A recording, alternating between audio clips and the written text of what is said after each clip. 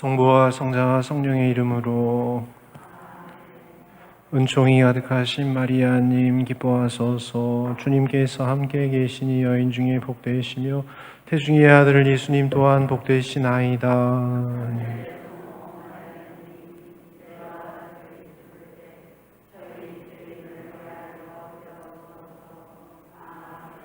성부와 성자와 성령의 이름으로. 참 예수님, 수요일 날에서 목요일 날로 옮겨서 오늘부터 11월 말까지 하겠습니다. 이제 3회 정도 이렇게 남았죠. 오늘이 벌써 6주차죠. 6주차 하고 11월 말까지 기도 공부하는 시간들을 갖고 유익한 시간들이 되시기를 이렇게 바라면서 기도하는 마음으로 이렇게 함께 하시면 좋겠습니다. 2603항을 이제 지난번에 하다가 말았습니다. 예수님은 어떻게 기도하셨는가? 예수님의 기도는 어떤 기도인가? 그런 것들. 왜냐하면 우리가 예수님의 기도를 배워야 되기 때문에 예수님의 기도가 어떤 기도인가라는 것들을 우리가 공부하고 있습니다. 2603항 같이 읽어볼까요? 복음사가들은 시작. 복음사가들은 예수님께서 공생활 동안 들으셨던 두 편의 기도를 아주 분명하게 기록하고 있다. 그런데 이 두 기도는 각각 감사로 시작된다.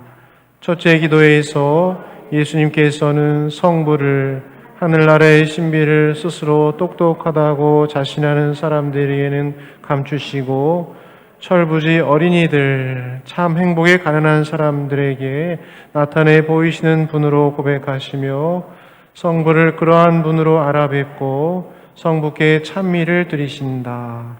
그렇습니다, 아버지 하고 예수님께서 외치신 감탄사는 그분의 깊은 마음속을 드러내며 성부의 뜻에 순종하시는 그분의 심정을 드러내는 것이다.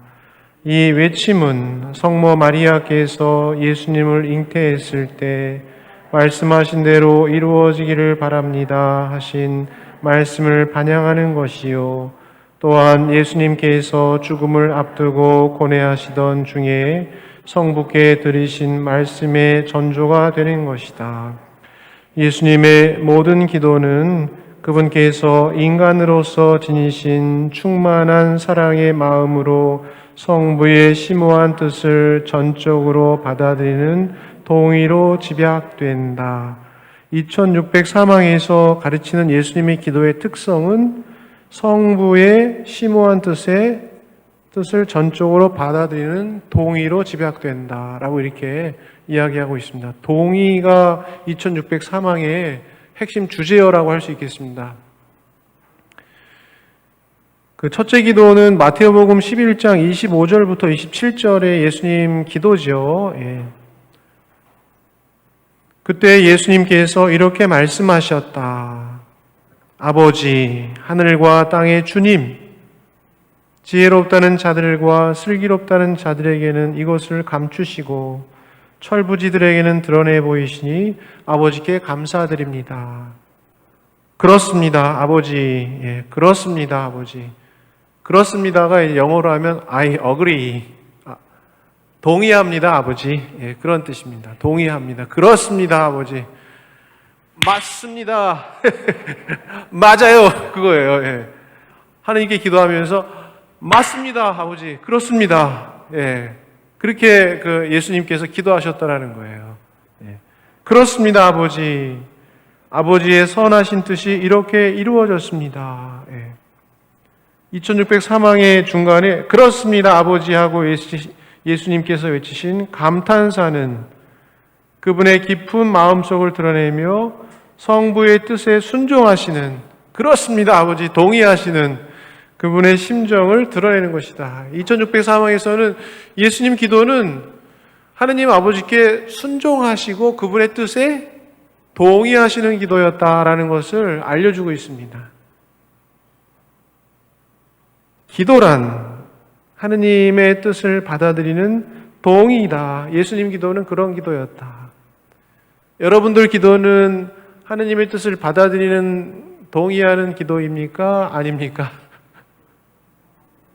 한번 이렇게 스스로 한번 생각해 보십시오.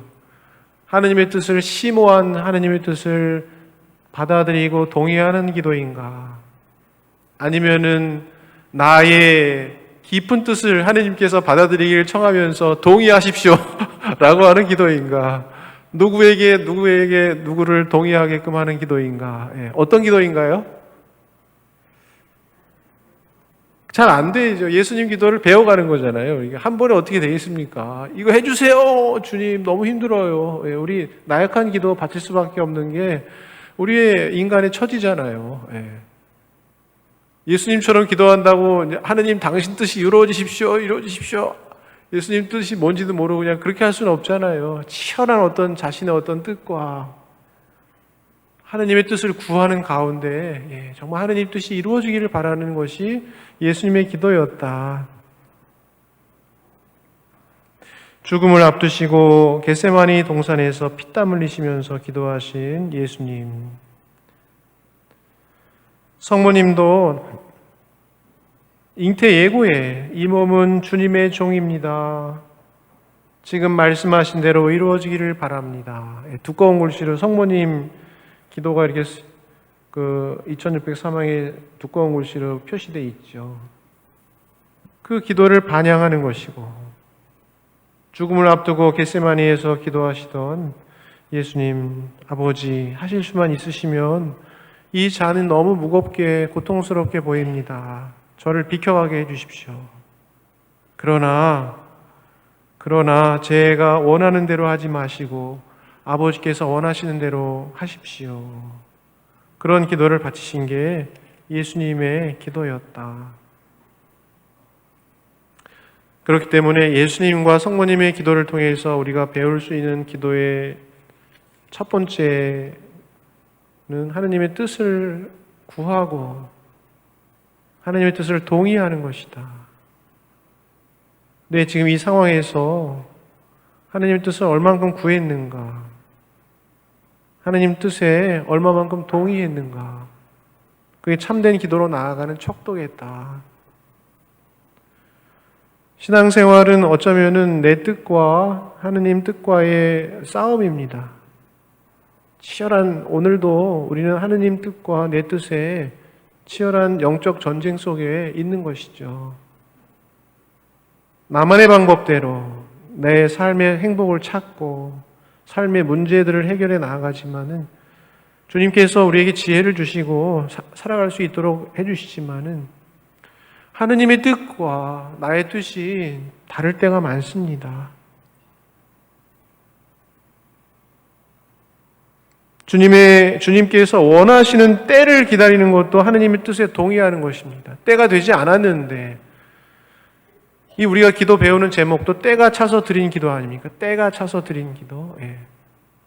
예수님께서 하느님께서 원하시는 때와 장소를 예수님께서도 찾으셨을 것이고 그대로 실행하셨을 것이다. 기도는 때에 대해서 말씀하고 싶어요. 예. 분별력의 지혜를 우리에게 기도는 우리에게 주는데 분별할 수 있는 그 중에서 중요한 분별이 뭐냐면 우리에게 시간과 때와 장소에 맞는 언행을 할 수 있는 분별의 지혜를 주신다. 예. 어떤 일이든지 때가 있는 것이죠. 분별할 수 있는, 이제 내가 이렇게 해야 될 때가 있는 거고, 말을 해야 될 때가 있는 거고, 침묵해야 될 때가 있는 것이죠. 말해야 되는 때에 말하지 않고, 침묵할 때에 말하고, 이게 어리석음이죠, 어리석음. 껴야 될 때 끼고, 빠질 때 빠져야죠. 예. 그게 어르신들 더 지혜롭게 이렇게 잘해야 되죠. 끼지 말아야 될 때 끼고, 껴야 될 때 안 끼고, 예. 그 사자성어로 낄끼 빠빠라고 그러더라고요. 낄끼 빠빠. 낄끼 빠빠. 낄끼 빠빠가 뭔지 아세요? 낄 때 끼고 빠질 때 빠져라. 때를 아는 것이죠. 예. 침묵할 때가 있고 말할 때가 있고 낄 때가 있고 빠질 때가 있고 예. 그런 것이죠. 전도 3장에 보면은 이런 말이 있습니다. 하늘 아래 모든 것에는 시기가 있고 모든 일에는 때가 있다. 태어날 때가 있고 죽을 때가 있고 심을 때가 있고 심긴 것을 뽑을 때가 있다. 지금은 가을 이제 초겨울이잖아요. 예, 낙엽이 떨어질 때죠. 예. 죽일 때가 있고 고칠 때가 있고 부술 때가 있고 지을 때가 있다. 울 때가 있고 웃을 때가 있고 슬퍼할 때가 있고 기뻐할 때가 있다. 기뻐 뛸 때가 있다. 돌을 던질 때가 있고 돌을 모을 때가 있으며 껴안을 때가 있고 떨어질 때가 있다. 찾을 때가 있고 잃을 때가 있으며 간직할 때가 있고 던져버릴 때가 있다. 찢을 때가 있고 꿰맬 때가 있으며 침묵할 때가 있고 말할 때가 있다. 사랑할 때가 있고 미워할 때가 있으며 전쟁의 때가 있고 평화의 때가 있다. 신앙생활은 내 방식을 추구하려고 하는 노력이라기보다는 하느님의 뜻이 무엇인가를 곰곰이 치열하게 큰 안목으로, 성모님 그러셨잖아요. 곰곰이 생각하셨다. 큰 안목으로 바라보려고 하는 노력이라고 할 수 있겠죠. 그리고 함부로 선과 악을 나눠서 판단하고 심판하기보다는 하느님의 때를 곰곰이 기다리고 뜻을 구하는 것. 우리가 신앙생활하면서 너무나 쉽게 선악을 나누어서 판단하고 심판의 잣대로 내 자신을 단죄하기도 하고 다른 사람들을 단죄하기도 하죠. 하지만 악을 미워하고 피하려고 하는 우리 신앙의 노력은 기본적인 우리 신앙의 노력이겠지만은 쉽게 선악을 구분하고 옳고 그름을 구분하고 남을 단죄하고 자기 자신을 단죄하고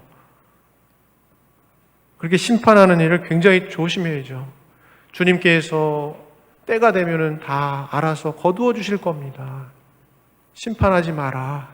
주님께서 나중에 다 밀은 밀대로 가라지는 가라지대로 심판 때에 다 해주실 것이다. 단죄하고 선악을 가르는 일은 우리가 극히 조심하셔야 됩니다. 사실 신앙생활 하면서 자기 자신에 대해서도 그렇고 남에 대해서도 그렇고 하느님께서는 내가 악이라고 생각하는 걸 가지고 선으로 이끄시는 분이시죠. 그걸 우리가 믿는다면은 나의 지금 고통이라고 생각되는 거, 어둠이라고 생각되는 거 함부로 가라지를 뽑아버리려고 하지 말고 내 안에 있는 하느님의 밀을 잘 키워나가려고 하는 그 노력들. 이런 시가 있습니다. 베네딕토 요셉 스톤의 이수철 수사님이 하신 시인데요. 시작도 끝도 없는 삶인데 어떻게 흙과 백을 나누듯 선과 악을 빛과 어두움을 딱 부러지게 나눌 수 있나. 선에 스며있는 악이요 어둠 중에 스며있는 빛이 아닌가. 봄과 겨울 역시 그러하다. 입춘 지나 봄인 듯 하더니 난데없이 몰아치는 꽃샘추위. 서서히 풀려 지날 때까지 기다릴 수밖에. 시간 지나 오해요 무지 탓이었음을 깨달았을 때 해결이 아닌 저절로 해소되는 문제 아닌 문제도 참 많다. 일부러 때가 아닌데 해결하려고 노력하지 말고 해소될 때까지 주님의 때를 기다려야 된다는 말인 것이죠. 그러니 참고 또 기다릴 수밖에. 절대로 서둘러 딱 부러지게 살 수 없는 게 인생인가 보다. 이수철 프란치스코님 시예요. 우리는 하느님께 기도하죠. 여러 가지 우리 주변의 축복을 청하고 건강하기를 기원합니다. 성모님도 아들 예수님 잘 되기를 기도했을 것이고 남편 요셉의 일이 잘 풀리기를 기도했을 것이에요. 돌아가신 부모님 요아킴과 안나를 위해서 기도했을 것이고 아마 예수님도 이런 축복을 원하는 기도를 많이 하셨을 겁니다. 하지만 성모님과 예수님께서 보여주신 기도의 모범은 현세의 축복을 넘어서는 자녀다운 대담성으로 하느님의 뜻을 전적으로 받아들이고 그분의 뜻에 동의할 그렇습니다 아버지 하면서 바치셨던 기도였다라는 거. 2604항 공부하면서 우리가 잊지 말았으면 좋겠어요. 자, 넘어가셨어요? 2604항입니다.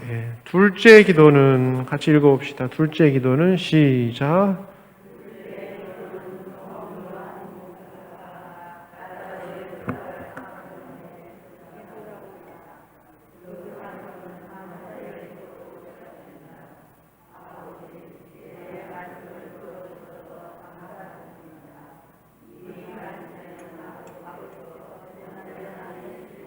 들어주신다는 뜻이 내포되어 있다. 예수님께서는 곧 이렇게 덧붙이신다. 언제나 제 말씀을 들어주신다는 것을 저는 알고 있습니다. 이 말씀에는 예수님께서도 끊임없이 청하고 계신다는 뜻이 내포되어 있다. 감사로 시작되는 예수님의 기도는 우리에게 어떻게 청해야 하는지를 보여준다. 선물을 받으시기 전에 예수님도 선물 주세요. 예수님도 하느님 아버지께 청하셨다라는 거예요. 끊임없이 선물 주세요. 라자로 살려주세요. 우리 제자들 잘 살게 해주세요. 여러 가지 청하셨다. 끊임없이 청하셨다라는 거예요. 근데 선물을 받으시기 전에, 선물을 청하기 전에 어떻게 하셨다는 건지 한번 읽어봅시다. 선물을 받으시기 전에 예수님께서는 시작. 선물을 받으시기 전에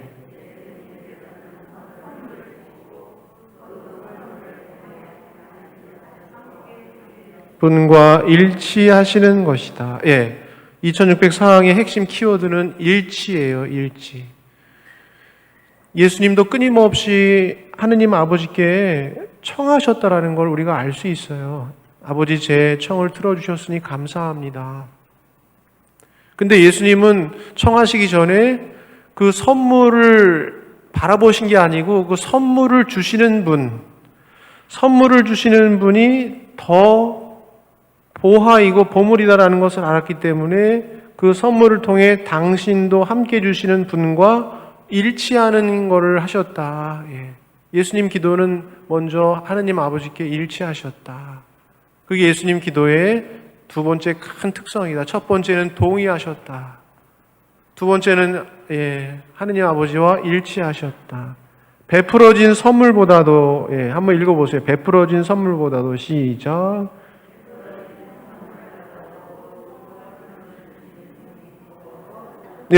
선물이 소중해요? 그 선물을 주시는 분이 더 소중해요? 엄마가 아이한테 너 오늘 요번에 크리스마스라서 내가 자전거 선물해 줄게. 자, 선물 받아라. 그 아이 입장에서는 자전거가 더 소중해요? 자전거를 주시는 엄마가 더 소중해요? 철없는 아이면 누가 더 소중하겠어요? 자전거가 더 소중하겠는데 철 좀 들은 애들은 엄마가 더 소중해요? 자전거가 더 소중해요? 엄마가 더 소중한 거 알겠죠? 우리가 철 든 그 기도를 한다면은 선물 주세요 하면서 하느님 아버지 손에 들려있는 선물만 바라봐야 돼요? 하느님을 바라봐야 돼요? 그 얘기하시는 거예요 지금. 우리는 늘 선물을 바란다. 뭐든지 축복 청하고 그 너무 좋은 기도다. 너무 아파요 주님, 낫게 해주십시오. 우리 자녀가 너무 안 좋아요, 좋게 해주십시오. 기도할 수 있다. 충분히 열렬히. 하지만 그 선물, 베풀어진 선물보다도 그 선물을 주시는 분이 더 소중한 분이시다. 예수님 그걸 아셨다. 그래서 그렇게 기도하셨다. 선사하시는 거기 성부께서 시작.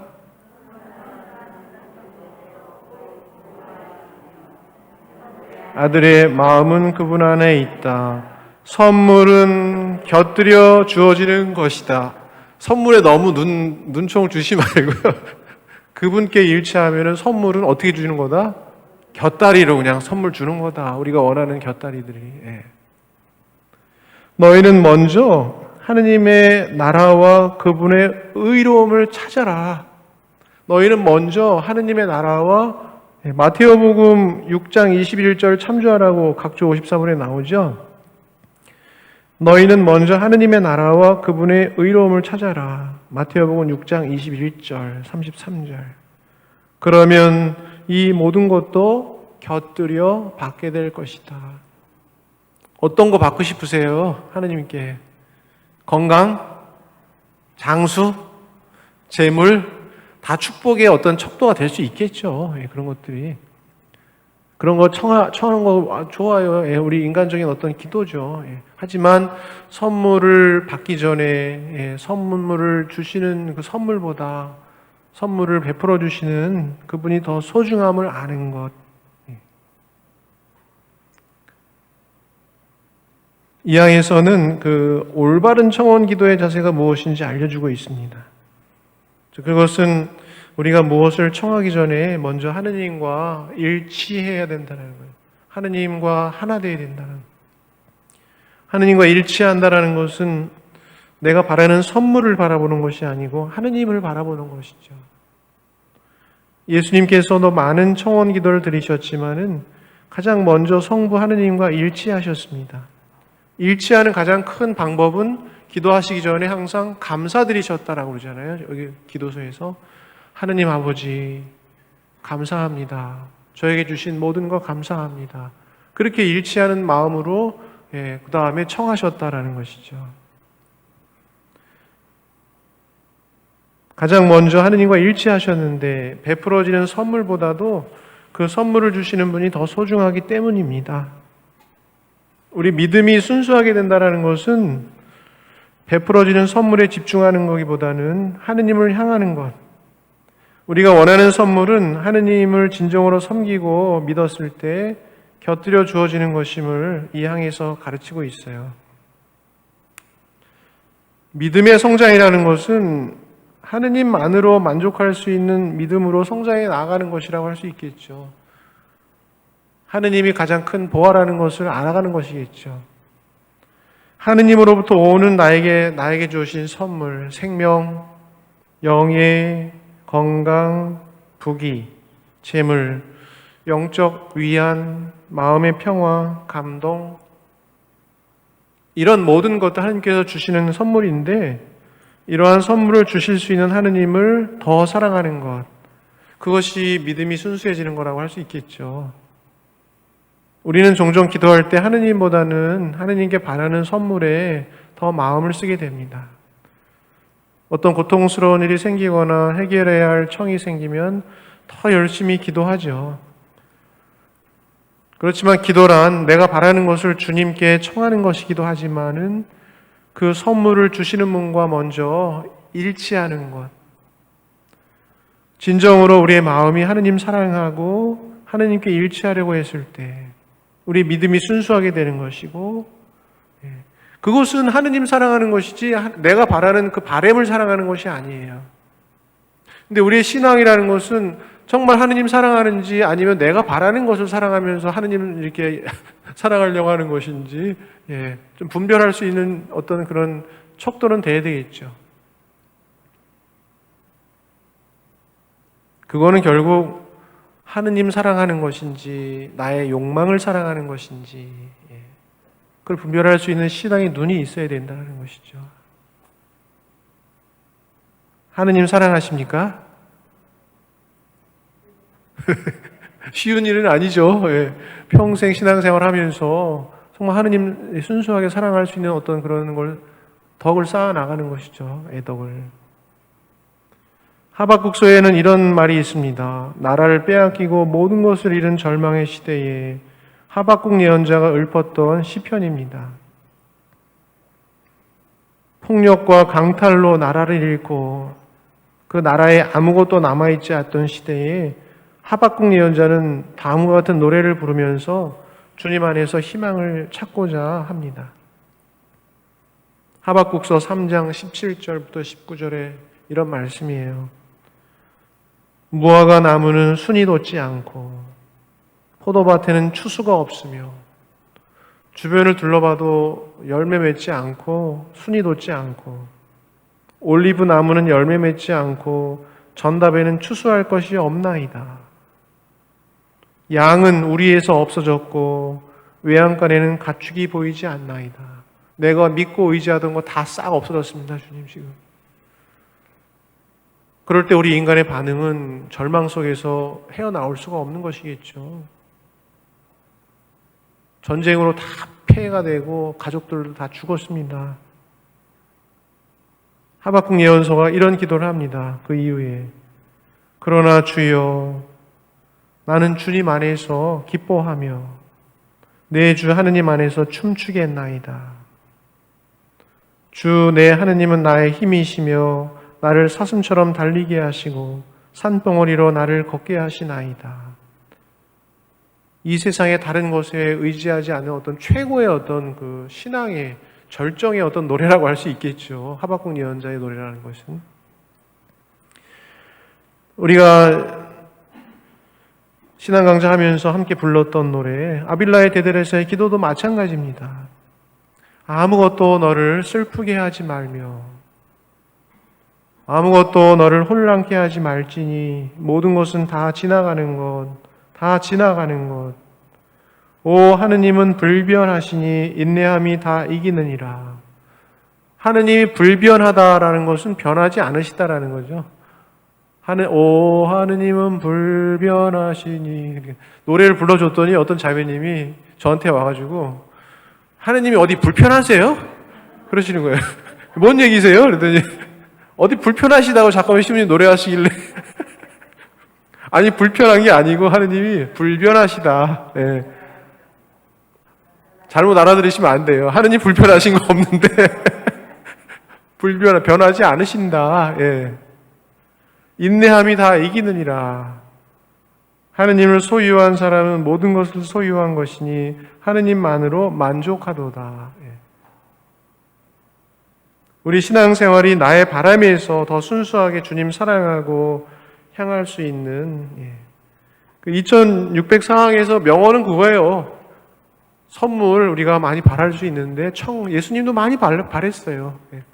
그러나 선물보다도 선물을 주시는 그분이 더 소중하다라는 걸 알아야 된다. 예.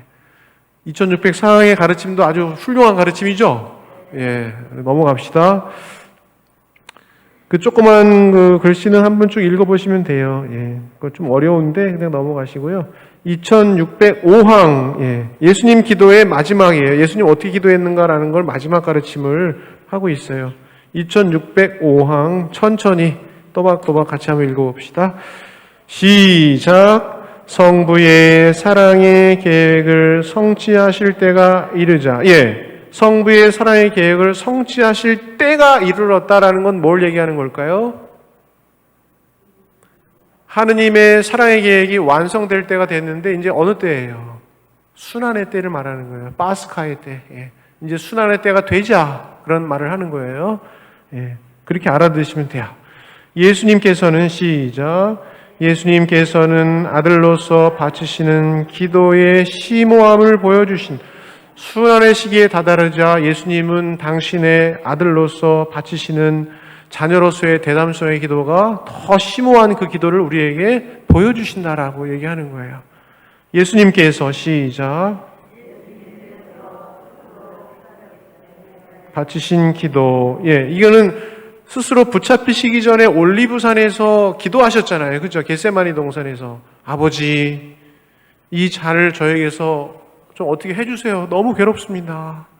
하지만 제 뜻이 아니라 아버지 뜻이 이루어지게 하십시오라고 겟세마니 동산에서 기도하셨잖아요. 그거 말하는 거예요.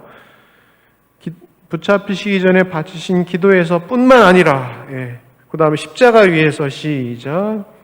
십자가 위에서 하신 마지막 말씀을 통해서도 십자가 위에서 여기 예수님 우리 본당 십자가는 예수님 돌아가시기 전이에요? 돌아가신 다음이에요? 완전히 돌아가신 다음의 십자가죠. 예. 그러니까 십자가도 보면은 예수님이 십자가에서 고통받으시는 살아계실 때의 십자가가 있을 수 있고 완전히 이제 아버지 뜻에 순명하셔서 돌아가신 십자가가 있고 더 깊은 그 십자가마다의 의미가 있는 건데 우리 본당 십자가는 예수님이 완전히 다 이렇게 돌아가신 그 십자가죠. 근데 이 돌아가시 전에 예수님이 십자가상에 달리셔가지고 마지막 말씀을 하셨다라는 거예요. 몇 마디 말씀을 하셨다는 거예요? 몇 마디? 7마디. 7마디. 예.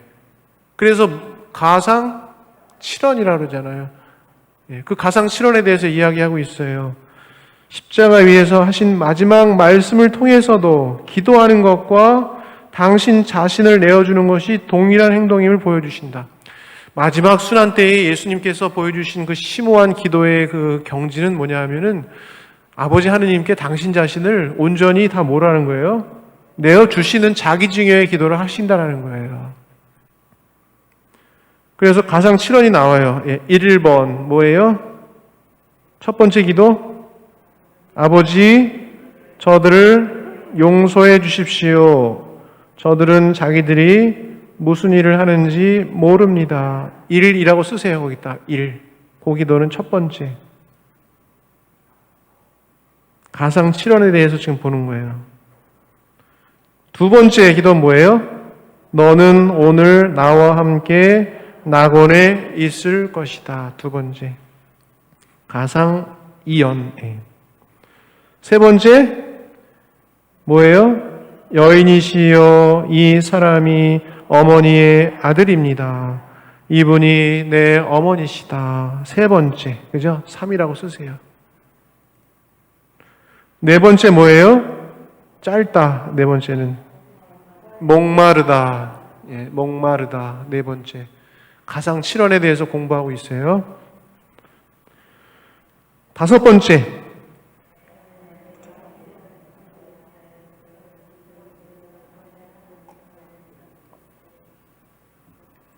지금 따라오고 있는 거예요. 다섯 번째는 뭐예요? 저희 하느님, 어찌하여 저를 버리셨습니까? 여섯 번째, 다 이루었다. 일곱 번째가 뭐예요? 맨 마지막에 하신 예수님 말씀이에요, 이게. 아버지, 제 영을 아버지 손에 맡깁니다. 이렇게 해서 7개의 그 기도를 예수님께서 말씀을 하셨다. 마지막 말씀하셨다. 그게 가상 7원, 따라해서 가상 7원. 십자가 위에서 7마디 하셨다고 해서 가상 7원이라고 그래요. 근데 이 가상 7원이나 올리브산, 그 겟세마네에서 한 동산에서 기도나 이 기도는 예수님이 어떤 기도냐 하면은 하고 예수님께서 말씀하실 때, 그리고 큰 소리를 지르시고 아버지, 제 영을 아버지 손에 맡깁니다.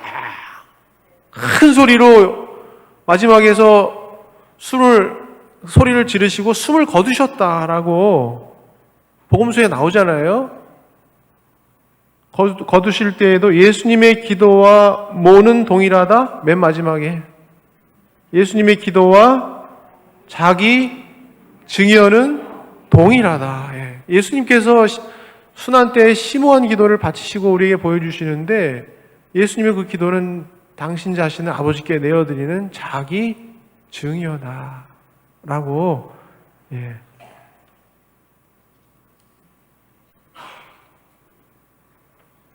2605항에서는 순환 때 예수님의 기도를 설명하고 있어요.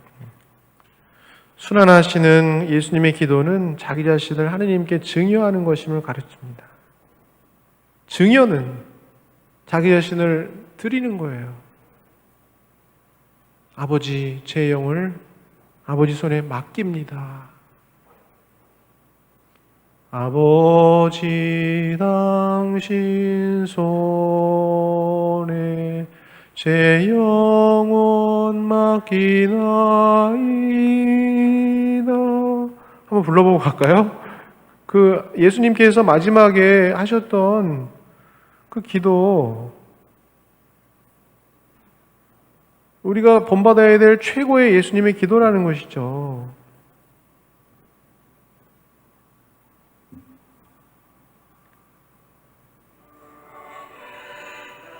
꺼졌는데 아버지 당신 손에 제 영혼 맡기나이다.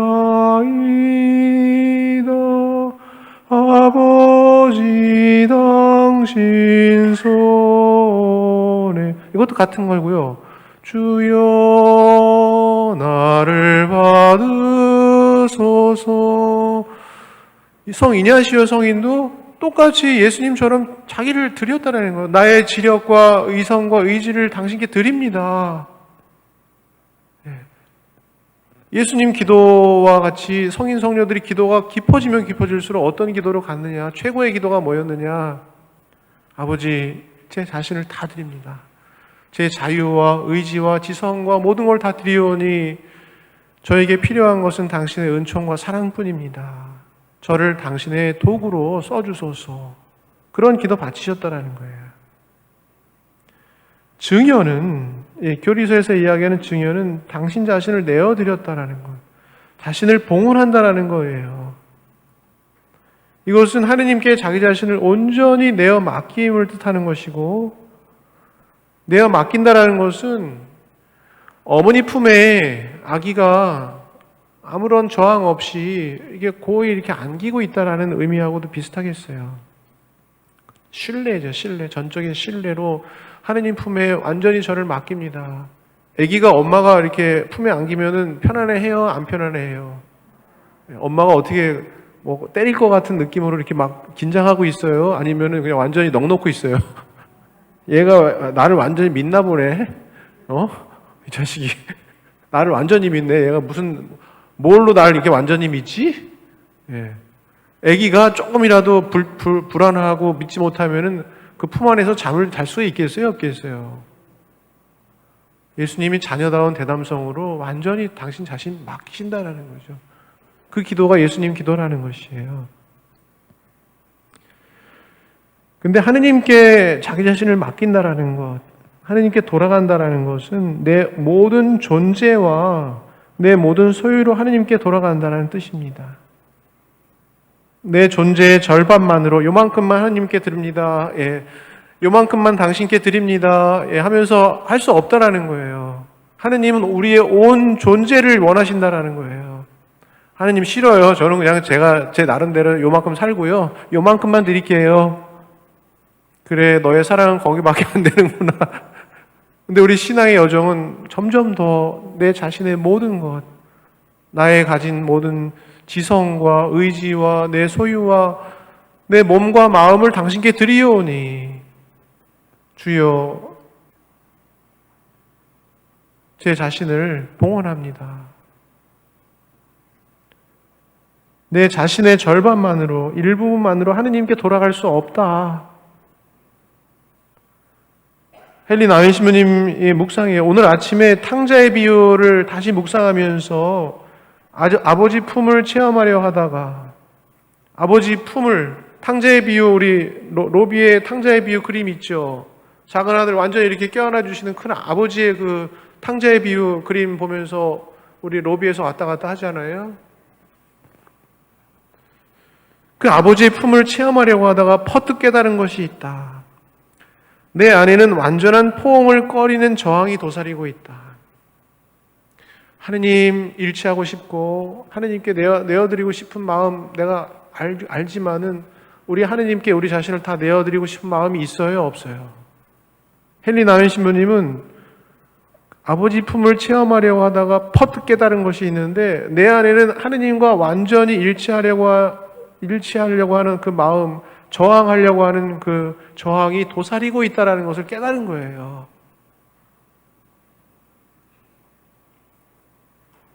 그렇게 하느님하고 일치하고 싶습니다. 하느님 사랑에 일치하고 싶습니다. 하지만 진정으로 우리가 하느님 일치하려고 할 때 내 안에 얼마나 강한 거부감과 저항이 도사리고 있는가.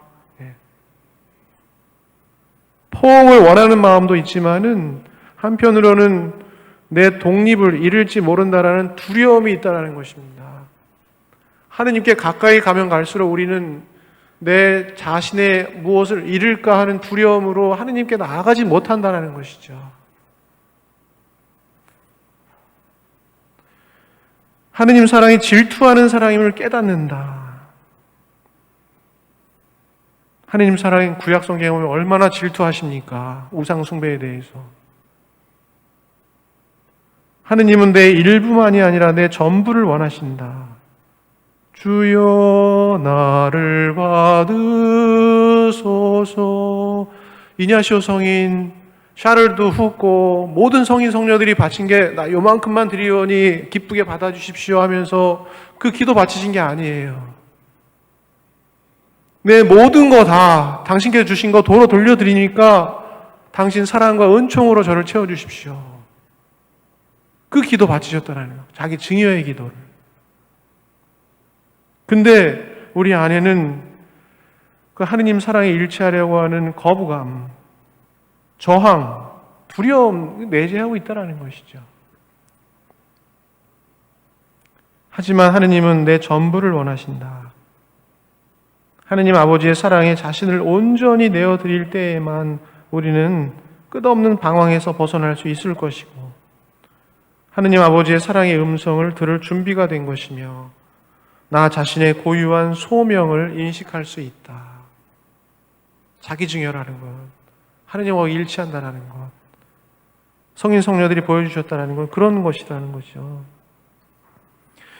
사실 우리는 하느님과 일치를 원한다고 하면서도 우리 안에는 하느님과 일치하지 못하는, 일치하기 싫어하는 강한 저항이 도사리고 있습니다.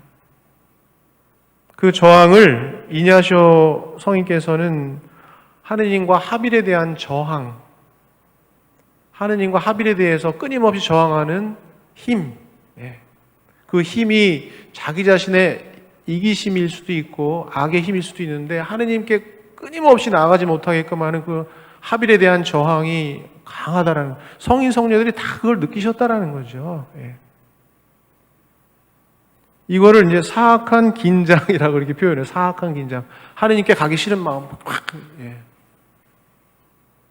사악한 긴장이다. 하느님과 일치하고 싶으면서도 내면에 하느님과 일치를 강하게 거부하는 이 이중적인 양가 감정, 영성 신학하면은 이 이중적인 양가 감정에 대해서 성인 성녀들이 얘기하는 걸 들어요. 왜 하느님께 가고 싶은데 가지 못하게 할까요? 가고 싶지 않은 마음은 왜 그럴까요? 한번 얘기해 보세요. 이거는 기도 생활 깊이 하시는 분들이 느끼는 것들이에요. 이거 기도 생활 깊이 들어가지 않으면은 이게 지금 제가 무슨 얘기 하는지도 모를 수도 있어. 뭔 얘기 하시는 건가, 신부님이. 하느님하고 정말 같이 살고 싶어 하시는 분들은 이런 어떤 장애물에 금방 닥치게 된다라는 거예요.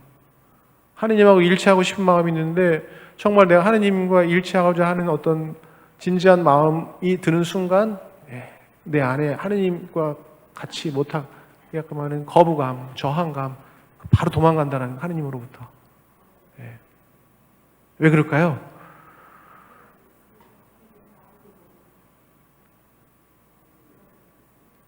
그거는 하느님과 이 이중적인 감정은 하느님께서 내 거 뺏을까봐, 하느님께서 내 거 다 하느님께 빼앗길까봐 하는 두려움이에요, 두려움.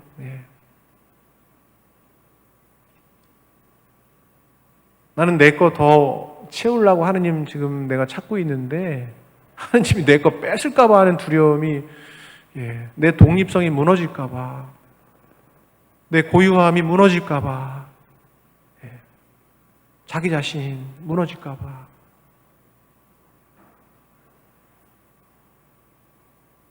이 기도를, 영성생활을 깊게 하면 할수록 이런 그 이중적인 감정에 시달리게 되는 것이죠.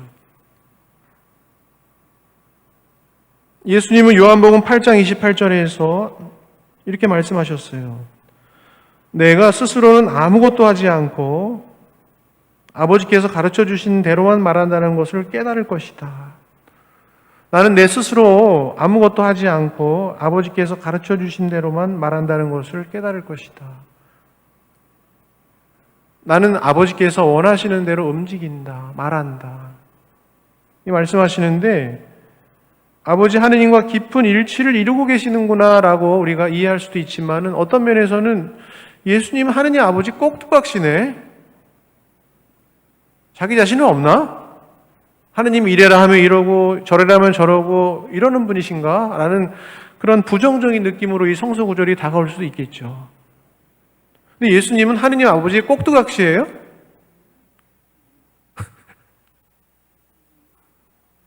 그거 우리가 깊이 한번 우리가 예수님 성모님의 꼭두각시예요? 아니죠. 예. 신앙생활 열심히 하자는 게 지금 하느님의 꼭두각시가 되자는 거예요? 아니죠. 예. 그러면 꼭두각시가 되는 것과 신앙생활 열심히 하는 건 뭐가 다른 걸까요? 그건 신비예요. 하느님과의 일치, 합일, 완전한 내어 맡김, 자기 증여는 자신을 잃어버릴 것 같은 두려움이 동반되기도 합니다. 그 두려움은 하느님께 너무 가까이 다가가면 자신의 죄 때문에 하느님께 벌 받을까 봐 하는 두려움일 수도 있고, 하느님 자신의 삶의 방식을, 내 삶의 방식을 뒤바꿔 놓으실까 봐 하는, 그렇게 요구하실까 봐 하는 두려움일 수 있고, 내가 그동안 꽉 쥐고 있는 거, 하느님께 가까이 가면 가서 집착하고 있는 거, 이거 없어질까 봐. 예. 왜냐하면 하느님께 가까이 가면 가까이 갈수록 내가 꽉 쥐고 있는 이게 뭔가라는 게 점점 분명해져요. 그게 힘들어요. 내가 그냥 이렇게 쥐고 살고 싶어요. 근심, 걱정도 그렇고, 상처도 그렇고, 마찬가지, 복수심도 그렇고, 질투도 그렇고, 이거 놓기 쉽지 않아요. 그냥 쥐고 살고 싶는 거예요. 근데 하느님께 가까이 가면 갈수록 놔라. 예. 하느님 빛을 주셔요. 우리 마음의 깊은 곳에서 뭐에 얽매여 있고 집착하고 있는지 자꾸만 보여주셔요. 근데 그 과정이 기뻐요? 즐거워요? 괴로워요? 근데 그 과정이 왜 괴로워요? 병이 낫게끔 되는 어떤 너의 질병이 이거다라는 것을 알게끔 해주시는 과정이라는 거예요. 근데 이제 거기서 내가 이걸 집착하고 있었구나. 끊임없이 다른 사람 인정받는 거, 인정하는 거, 인정해주지 않고 조금이라도 내가 했는데 인정해주지 않으면 얼마나 내가 마음이 불편해지고 슬퍼했는가. 내가 집착하는 건 다른 사람 인정받는 거였구나. 아니면 다른 내가 어떤 집착하는 게 뭔가라는 거 하느님께 가까이 가면 일치하면 일치할수록 보여주신다는 거예요. 그런 거 놓칠까 봐. 근데 그게 내가 생각할 때 좋고 너무 나를 살려줄 것 같은데 그게 아닌 것도 그래요. 상처도 그렇고, 예. 미운 마음도 그렇고, 근심, 걱정도 그래요. 놓지 못해요. 끊임없이 쥐고 하느님 앞에 자유롭지 못해요. 이거 알아요. 제가 이것 빨리 놓고 자유롭게 정말 하느님하고 깊이 일치하고 싶은 마음이 있는데 못 놓는 거예요. 그 힘. 사악한 긴장이라고 그래요. 그걸 이냐시 여성님께서 사악한 긴장. 예.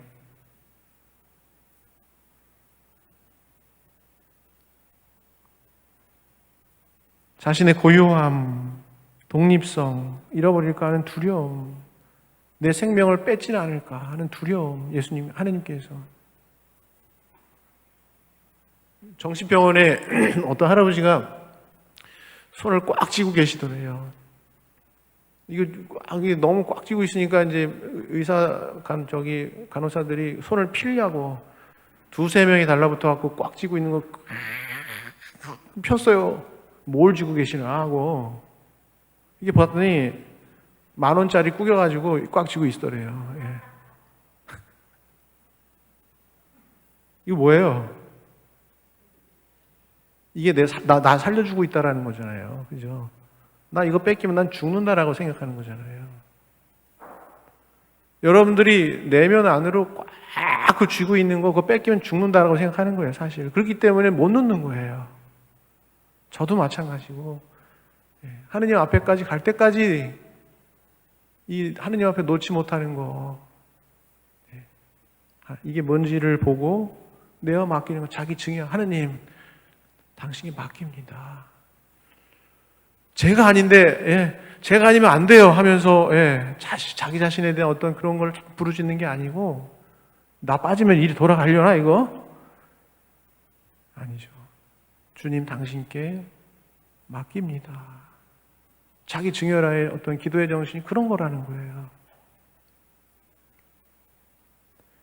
이냐시오 성인께서는 완독의 길에 있어서 진보하고자 하는 이들에게 악한 영은 본래 애를 닳게 하고 슬픔에 빠지게 하고 장애물을 두고 헛된 이유로 마음을 신란하게 하고 앞으로 나아가지 못하게끔 한다. 조급하게 하고 하느님께 맡기지 못하고, 이게 악한 영의 작용이라는 거예요. 이냐시오 성인은 굉장히 악한 영의 작용, 선한 영의, 하느님의 성령의 작용에 대해서 아주 분별 있게 아주 엄격하게 이렇게 분별해 놓으셨거든요. 예수의 이제 수사님들은 이런 식별의 어떤 그런 그 기도의 어떤 작업들을 많이 하시죠. 근데 이제 분별이에요. 이게 하느님에게서 오는 건지 악한 영으로부터 오는 건지, 내 마음이 지금. 하느님과의 일치에 대한 은근한 저항 속에서 우리는 하느님과의 진정한 친교를 나누지 못하는 장애물에 부딪히게 되는데, 이러한 저항을 극복하고 하느님과의 일치를 이루는 여정길을 걸어가는 것이 우리 신앙의 여정길이다. 하느님은 절대 우리의 고유성이나 우리 자신을 잃어버리게 하는 분이 아니다. 하느님은 우리를 꼭두각시로 만드시는 분이 아니다. 우리의 고유성, 독립성, 자기 자신을 잃어버리게끔 하는 분이 아니다. 하느님은 우리에게 자유를 주시는 사랑의 하느님이시지 결코 억압하고 강요 속에서 폭력을 휘두르시는 분이 아니다. 어렸을 때부터 신앙생활하는 사람, 부모님으로부터 엄한 신앙교육 받은 사람들, 혹시 하느님 무서운 분으로, 폭력적인 분으로, 강요하시는 분으로, 억압하는 분으로 알 수가 있어요. 겉으로 하느님 사랑이라고 얘기하지만은 그 내면의 심리적인 부분을 보면은 하느님이 아주 강요하고 폭력적인 분으로 이렇게 섬기고 있는 분들도 있을 수 있어요. 일정 부분에 있어서. 우리 신학교 때 1학년 때 우리 1학년 신학생들끼리 하느님 어떤 분이신가 같이 얘기를 나눴어요. 조별 모임을 하는데, 신학 이제 배우는데 저녁에 가서 모임 하잖아요. 어떤 친구가 그래요. 나는 하느님이 뒤에다 칼 하나 딱 이렇게 숨겨놓고 딱 노려보시는 분으로 생각된다는 거예요. 그분도 지금 저랑 동창 신부기 때문에 신부 생활을 잘하고 계셔요. 잘못하면 바로 칼 뽑아가지고 싹. 무서운 하느님은 무서운 하느님. 근데 그 친구가 얘기하는 하느님의 모습에서 사실 우리가 그렇게 쉽게 빠져나가지 못해요. 좀만 잘못하면 벌벌벌 떨어요. 하느님이 벌 주실까 봐. 예수님이 그런 하느님 아니시라고 2000년 전에 와서 그렇게 얘기하시고 돌아가셨는데도 우리 마음 깊은 곳에 하느님은 잘못하면 바로 칼 뽑아갖고 싹 휘두르는 분으로 섬기고 있을지도 몰라요. 그 하느님에서 이 하느님으로 넘어가는 게 안 돼요. 지금도 마찬가지예요. 예수님 모르는 사람들, 예수님 신앙을 갖고 있다 하더라도 하느님 앞에서 계속 손발이 다대로 빌 수가 있어요. 손발이 다대로. 저를 살리시려면 붉은 동아줄을 내려주시고, 죽이시려면 썩은 동아줄을 내려주시고, 계속 이런 신앙 안에서 머물 수가 있어요. 그죠? 더더구나 그리스도교 신앙을 모르는 사람들은 더 빌고 앉아 있어요. 배운 사람이나 못 배운 사람이나 다 돼지머리 잘라놓고 이러고 있는 거예요. 왜냐하면 잘못하면 그분이 심기를 불편하게 하면 그냥 바로 그냥 천둥 쳐가지고 치실 것 같은 느낌 때문에 하느님 무서운 분이죠. 그런 분 때문에.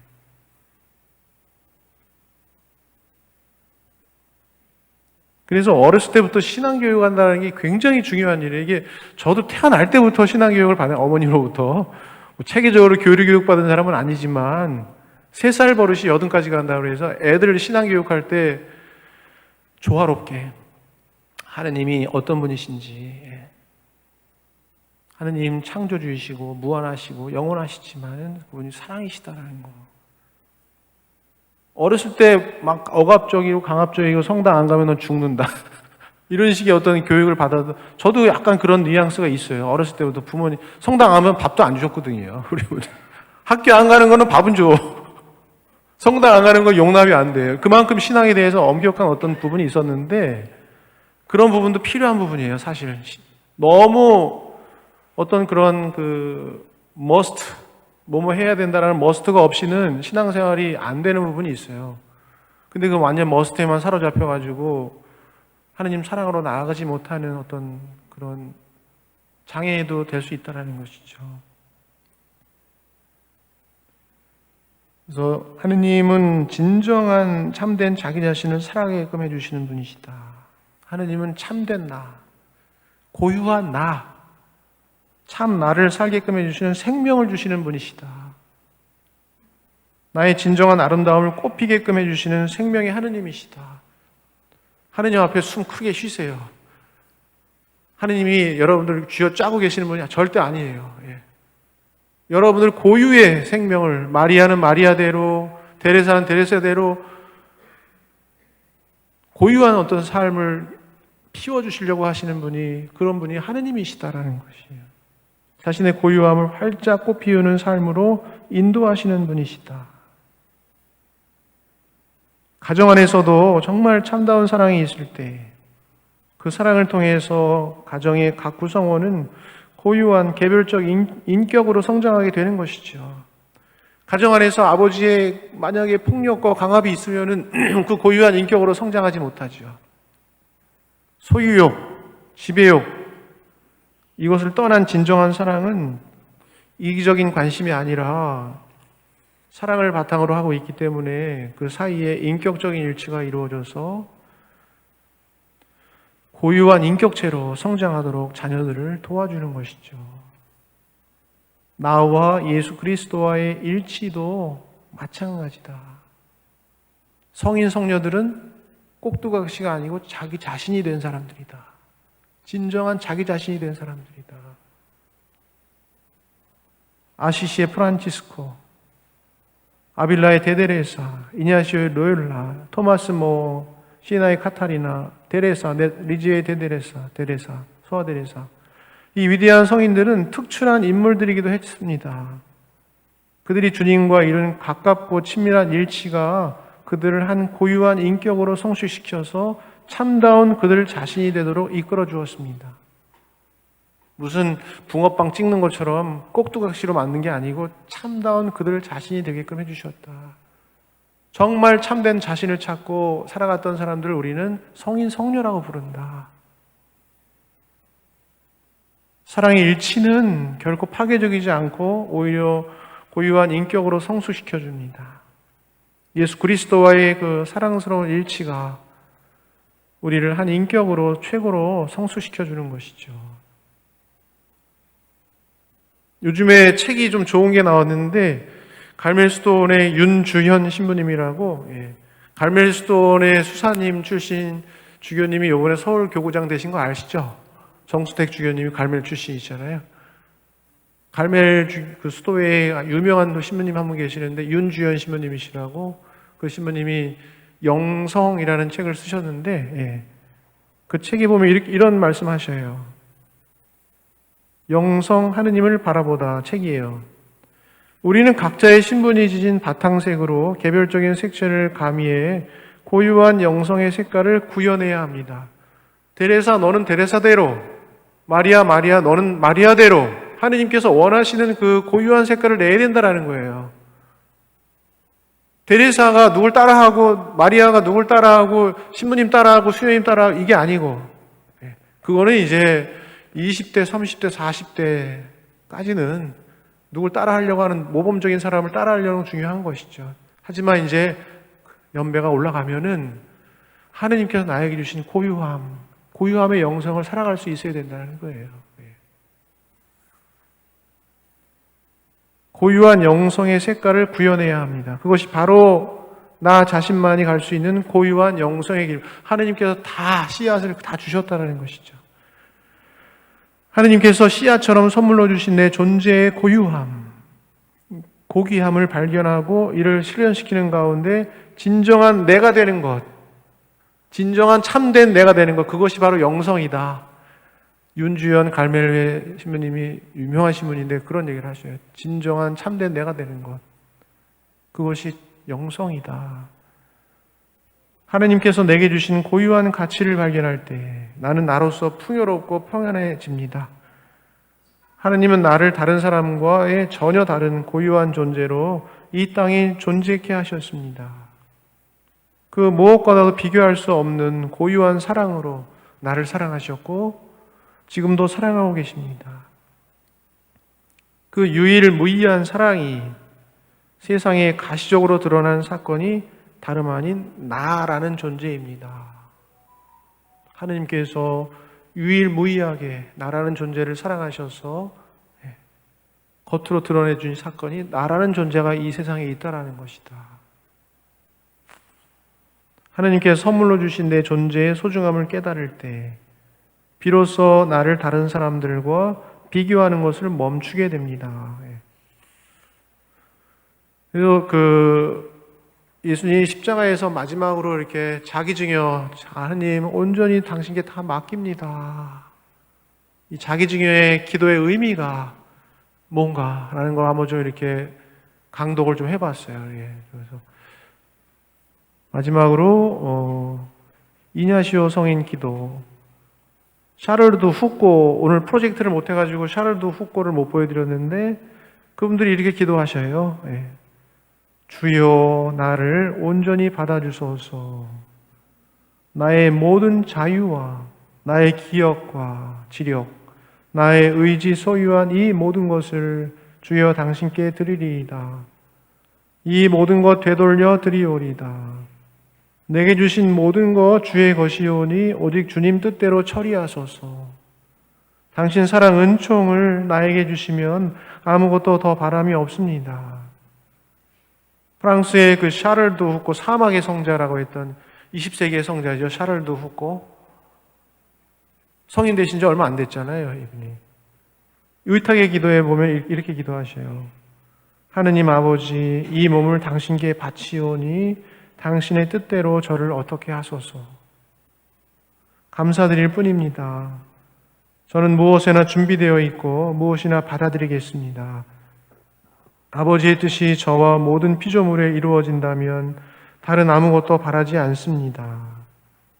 제 영혼을 당신 손에 도로 드립니다.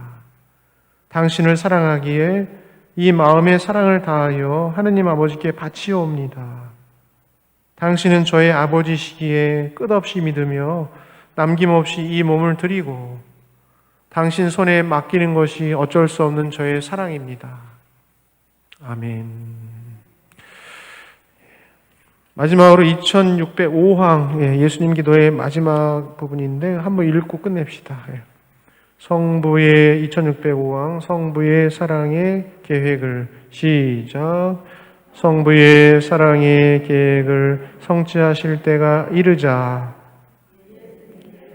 아들로서 바치시는 기도의 심오함을 보여주신다. 예수님께서 스스로 붙잡히시기 전에 바치신 기도, 아버지 제 뜻이 아니라 아버지의 뜻이 이루어지게 하십시오 에서 뿐 아니라 십자가 위에서 하신 마지막 말씀들을 통해서도 기도하는 것과 당신 자신을 내어주는 것이 동일한 행동임을 보여주신다. 아버지, 저들을 용서해 주십시오. 저들은 자기들이 무슨 일을 하는지 모릅니다. 너는 오늘 나와 함께 낙원에 있을 것이다. 여인이시여, 이 사람이 어머니의 아들입니다. 이분이 내 어머니시다. 목마르다. 저의 하느님, 어찌하여 저를 버리셨습니까? 다 이루었다. 아버지, 제 영을 아버지 손에 맡깁니다. 하고 예수님께서 말씀하실 때, 그리고 큰 소리를 지르시고 숨을 거두실 때에도 예수님의 기도와 자기 증언은 동일하다. 그래서 예수님의 기도는 동의하신 기도였다. 하느님 아버지 선물 주신 분에게 일치하는 거였다. 아버지께 완전히 당신 자신을 바치시는 자기 증여의 기도였다. 예수님 그렇게 기도하셨다. 우리도 그렇게 기도할 수 있도록 노력하자. 그게 가톨릭 교회 기도서의 결론이겠습니다. 영광이 성부와 성자와 성령께 처음과 같이 이제와 항상 영원히 아멘. 성부와 성자와 성령의 이름으로 아멘. 수고하셨어요.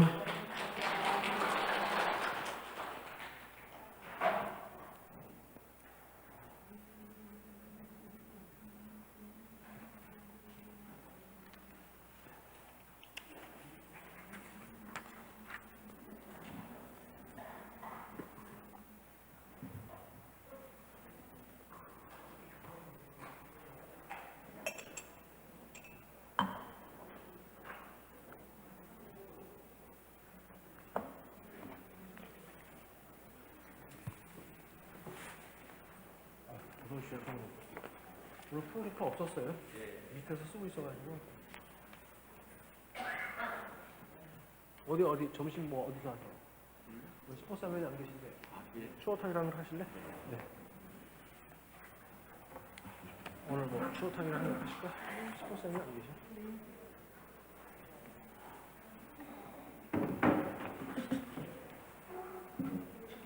옷 갈아입고 내려올게요.